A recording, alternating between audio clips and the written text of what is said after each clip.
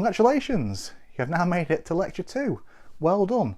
So you're now well on your way to having that first iPhone app on your own personal iPhone. Anyway, what is this course all about? It's designed just really to be a simple taster into iPhone app development. The course is designed to be able to be completed in just one evening, or just in a short period of time, perhaps a morning or an afternoon. I assume you have no knowledge of building apps whatsoever, so it will be a beginner's course, starting with the very basics at the start.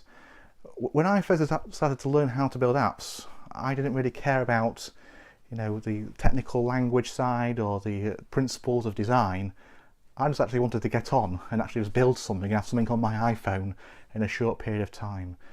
Simply because, just to give me a bit of confidence really, so I can then continue on and learn those things afterwards, but just to get a good start and get an app on my iPhone. And that's what this course is designed to do. Also, to build an app, you're going to need some sort of Mac computer, an iMac, MacBook Pro or something like that. Of course, these are not cheap.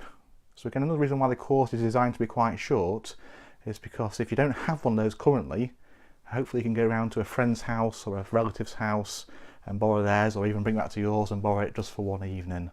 Failing that, of course, hopefully your local library or school or something like that, internet cafe, perhaps has a computer which again you can use, and again you should be able to complete the course in just a short period of time, in just one session.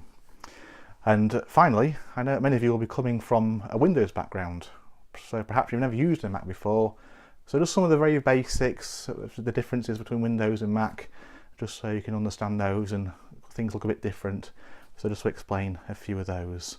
So that's everything this course really is. So to find out what it's not actually, we'll head back into the next lecture. Thank you very much.